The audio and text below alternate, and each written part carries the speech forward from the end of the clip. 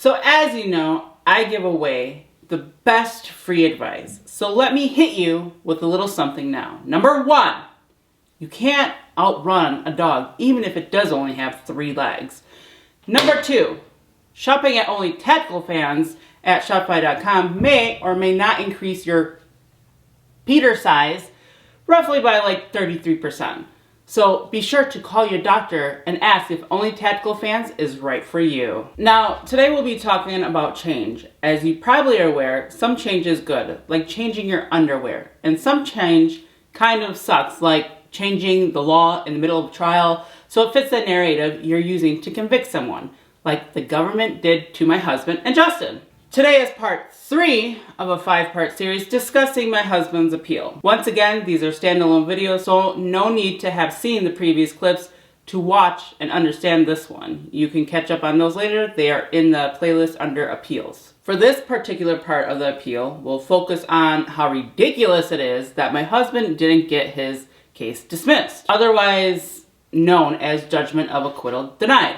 So in America, there are laws in place that are written using fairly specific language so that a reasonable man can be sure they aren't breaking any laws and they themselves aren't being violated. Now, before you beat me up about my choice of language and why I said man instead of person, people, or attack helicopters, understand that I have not 1, but 2 boobs, so I can do what I want, and those rules don't apply to me and my kind. However, that language is also in place for the courts for the same reason. Now, in this case, my husband was charged and convicted under the specific language and reads a combination of parts designed and intended for converting a weapon into a machine gun. So any variation, no matter how small, from this language should have resulted in an immediate dismissal to preserve a separation of powers. So here's a quote where the government is forced to abandon the definition to keep the trial moving forward and was allowed by the judge. As pleaded in the indictment, there was no transfer, there was no crime. Question: so it had 4 etchings on a single piece of steel? Answer: correct. The AKC is a single piece of steel. This is one example of when the case should have been dismissed. Let's not forget Toy, or whatever his name is, that rat bastard testified that following the lines on the piece of metal had failed to convert the AKC into a machine gun. On the video he played in front of the jury, the AKC was not acting as a machine gun conversion device. Instead, it was wedged into the weapon main control group, causing the weapon to have a malfunction called a hammer foul, allowing the weapon to misfire and simulate an automatic fire. This dishonestly missiled the jury into preserving that a law was broken. If we remember the 2010 First Circuit Court decision in U.S. v. Crooker, the court stated that something either is or is not an automatic weapon.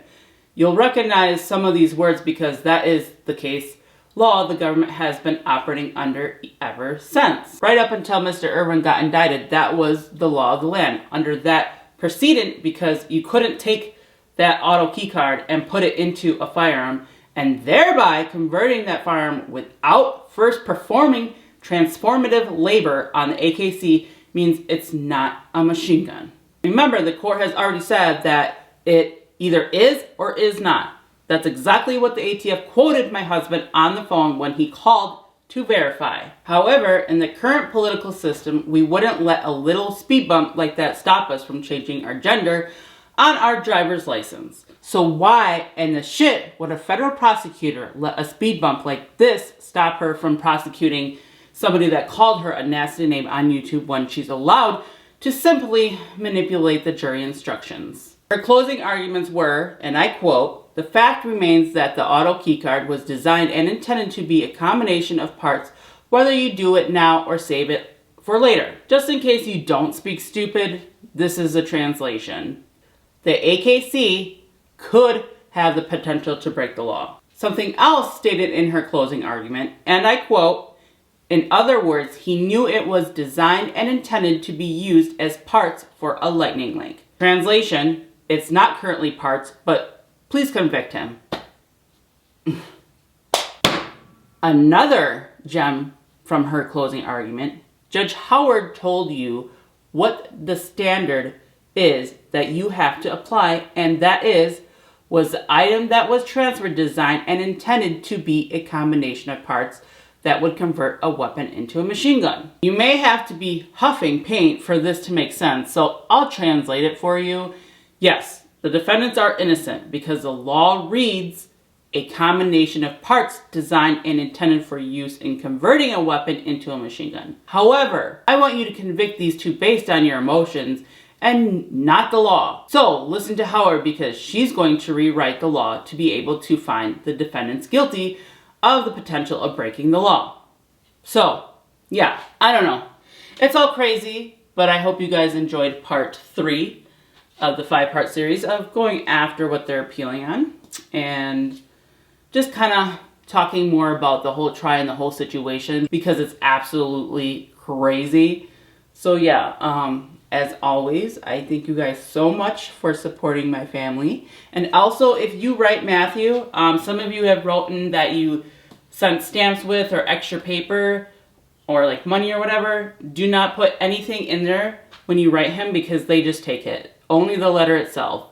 That's it. If you want him to have stamps, you'd have to put money on his commissary. So, yeah.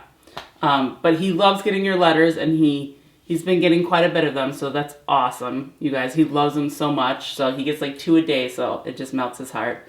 But yeah, if you guys want to continue writing him, or if you haven't wrote him yet and you want to, here's all his information. Matthew Hoover, 83-631-509. FCI Thomson, P.O Box 1002, Thompson, Illinois 61285. It's also in the description as well. If you'd also like to continue to support, there'll be stuff in the description like Givesendgo, Cash App, and Amazon. And yeah, until next video, guys, peace. And I am looking like a whole fucking buffet. Breakfast, lunch, dinner, and snacks. Okay, enough of that shit. No interruptions, please.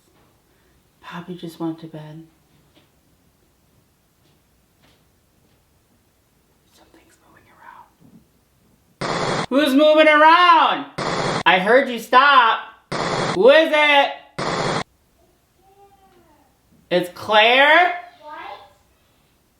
What? Little stinkers. They think I can't hear. I hear everything. That's one interruption, and I haven't even started yet. How many more will happen? Shall we count?